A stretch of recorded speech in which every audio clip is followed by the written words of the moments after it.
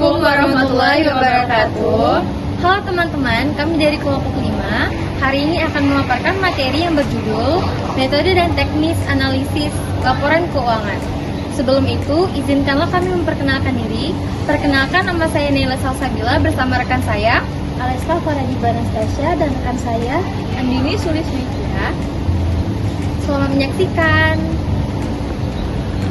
Analisis laporan keuangan adalah alat atau metode yang digunakan untuk mendapatkan informasi mengenai posisi keuangan perusahaan serta hasil-hasil yang telah dicapai. Analisis laporan keuangan dilakukan dengan cara menguraikan akun-akun laporan keuangan sehingga terlihat hubungan yang bersifat signifikan dan mempunyai makna dengan tujuan mengetahui tingkat profitabilitas atau keuntungan, tingkat risiko atau tingkat kesehatan perusahaan di masa lalu, saat ini, dan kemungkinannya di masa depan. Menurut Munawir 2010, terdapat dua metode yang dapat digunakan untuk menganalisis laporan keuangan, yaitu yang pertama ada analisis horizontal dan yang kedua ada analisis vertikal. Analisis horizontal atau perubahan proporsi antar periode. Analisis horizontal adalah analisis dengan mengadakan perbandingan laporan keuangan untuk beberapa periode atau beberapa saat, sehingga akan diketahui perkembangannya. Salah satu teknik yang dipakai pada metode ini adalah Comparative Financial Statement atau analisis perbandingan laporan keuangan. Dalam analisis horizontal akan dilakukan perbandingan antara satu periode dengan periode berikutnya. Oleh karena itu, analisis ini juga dikenal dengan analisis kecenderungan atau trend analisis. Adapun karakteristik analisis horizontal sebagai berikut. Yang pertama, bertujuan untuk mengetahui arah atau kecenderungan suatu akun laporan keuangan. Yang kedua, membutuhkan data time series selama beberapa tahun. Yang ketiga, dilakukan dengan membandingkan angka-angka untuk akun yang sama dari laporan beberapa tahun yang berurutan. Yang keempat, analisis kecenderungan sederhana dengan tahun dasar atau bergerak, membandingkan angka-angka untuk tahun yang sama dari laporan beberapa tahun yang berurutan tanpa mengidentifikasi variabel yang mempengaruhi perubahan akun tersebut. Dan yang kelima, analisis kecenderungan dengan diagram pancer dilakukan dengan penarikan garis kecenderungan yang mendekati atau mengikuti pola dari sebaran titik-titik dalam grafik. Berikut adalah contoh analisis horizontal atau perubahan proporsi antar periode. Perusahaan XYZ memiliki laporan laba rugi berikut ini untuk 2 tahun berturut-turut. Untuk melakukan analisis horizontal, kita akan menghitung perubahan persentase untuk setiap kategori, yaitu pendapatan, biaya, dan laba kotor. Pendapatan 500 juta dikurang 450 juta dibagi dengan 450 juta dikali 100%, maka hasilnya 11,11%. Biaya 300 juta dikurang 280 juta dibagi dengan 280 juta dikali 100%, maka hasilnya 7,14%.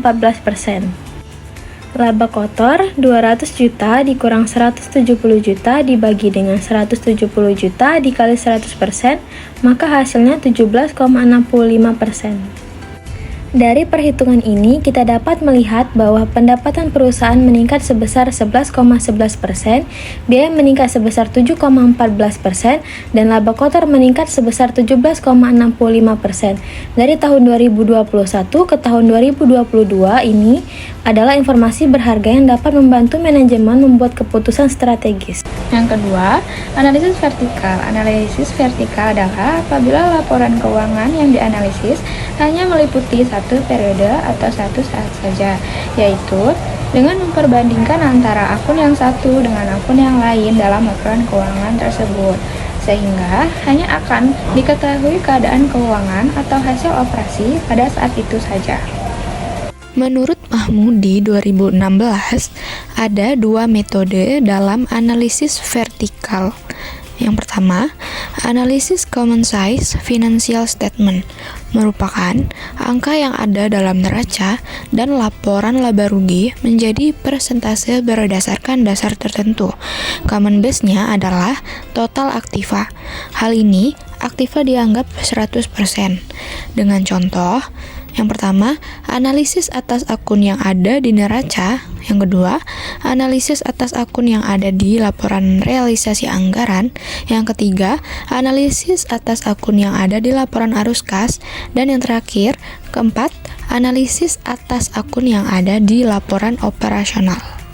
Kemudian yang kedua, analisis rasio merupakan analisis yang dilakukan dengan menunjukkan hubungan antara dua atau pos akun-akun yang ada dalam satu laporan keuangan atau akun antara laporan keuangan neraca dan laporan realisasi anggaran. Menurut Hanafi dan Halim 2016, analisis rasio dapat dikelompokkan menjadi beberapa jenis. Yang pertama, likuiditas. Untuk mengukur kemampuan pemerintah di daerah dalam membayar utang atau kewajiban jangka pendek. Rasio ini bisa diukur dengan rasio lancar dan rasio kas.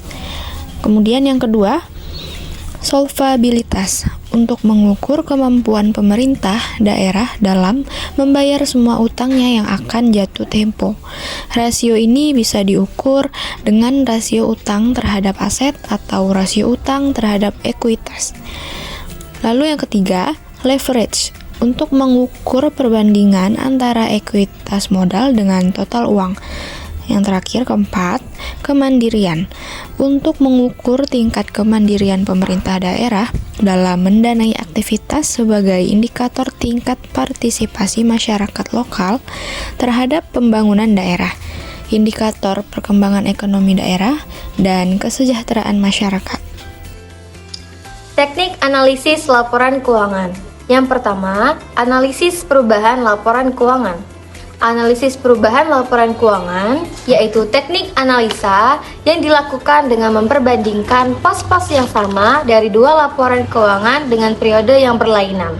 Artinya, minimal 2 periode atau lebih dari analisis ini dapat diketahui perubahan-perubahan yang terjadi. Perubahan yang terjadi dapat berupa kenaikan atau penurunan dari masing-masing komponen analisis. Tujuan analisis perubahan laporan keuangan. Secara umum, dari hasil analisis ini akan terlihat antara lain, yang pertama, angka-angka dalam rupiah. Yang kedua, angka-angka dalam persentase. Yang ketiga, kenaikan atau penurunan jumlah rupiah. Dan yang keempat, kenaikan atau penurunan baik dalam rupiah maupun persentase. Dari analisis perbandingan laporan keuangan ini, dapat diketahui pula sifat dan tendensi perubahan yang terjadi. Kemudian, hasil analisis ini dapat ditunjukkan dalam bentuk jumlah dalam rupiah, jumlah penurunan dalam rupiah, jumlah kenaikan dalam rupiah, perbandingan dalam persentase, dan perbandingan dalam bentuk rasio. Agar analisis perbandingan laporan keuangan dapat dilakukan dengan baik, maka perlu dibuatkan kolom-kolom terlebih dahulu. Tujuannya adalah agar lebih mudah untuk melihat dan membandingkan satu sama lainnya. Bentuk kolom-kolom dalam analisis perbandingan secara horizontal dapat dilakukan dengan berbagai cara. Salah satunya adalah sebagai berikut. Dari laporan laba rugi perbandingan PT Rai Ibrahim Tbk, dapat kita ketahui perubahan-perubahan yang terjadi dalam pos-pos laporan laba rugi. Salah satunya adalah penjualan yang meningkat sekitar 16,5% dari tahun 2006 dan juga ada penyusutan yang meningkat pendapatan bersih dan laba-laba lainnya. Yang kedua, analisis persentase per komponen. Analisis persentase per komponen yaitu analisis yang dilakukan untuk membandingkan antara komponen yang ada dalam suatu laporan keuangan, baik yang ada dalam laporan neraca maupun laporan laba rugi. Tujuan analisis persentase per komponen. Tujuannya untuk mengetahui seberapa besar kontribusi suatu pos dalam angka total. Analisis ini juga dilakukan untuk mengetahui persentase investasi terhadap masing-masing aktiva atau terhadap total aktiva, struktur permodalan, dan komposisi biaya terhadap penjualan. Analisis ini dilakukan dengan membandingkan setiap perubahan dalam pos-pos dengan total aktiva atau total pasiva atau total penjualan. Dengan demikian akan terlihat suatu kenaikan atau penurunan. Sebagai contoh adalah perbandingan antara aktiva dengan persediaan atau penjualan dengan komposisi biaya. Hasil analisis dibuatkan dalam bentuk persentase. Artinya, mengubah jumlah rupiah dalam laporan keuangan menjadi persentase. Berikut ini adalah analisis persentase per komponen yang diambil dari laporan keuangan PT Rai Ibrahim Tbk. Yang pertama, antara komponen piutang dengan total aktiva untuk tahun 2003, analisis piutang berjumlah 18% dari jumlah aktiva. Yang kedua, antara komponen utang jangka pendek dengan total pasiva untuk tahun 2003. Utang jangka pendek berjumlah 17% dari jumlah pasiva. Yang ketiga, antara komponen sediaan dengan total aktiva untuk tahun 2003. Sediaan berjumlah 14% dari jumlah aktiva. Yang keempat, antara komponen harga pokok penjualan dengan penjualan bersih. Harga pokok penjualan tahun 2003 berjumlah 46% dari jumlah penjualan bersih. Yang kelima, antara komponen laba operasional dengan penjualan bersih. Untuk tahun 2003, laba operasional berjumlah 17% dari jumlah penjualan bersih. Yang ketiga, analisis tren. Analisis tren juga disebut sebagai analisis time series. Menurut Subanart 2009, analisis time series yang salah satu tujuannya tidak lain adalah untuk menemukan suatu keteraturan atau pola yang dapat digunakan dalam peramalan kejadian mendatang.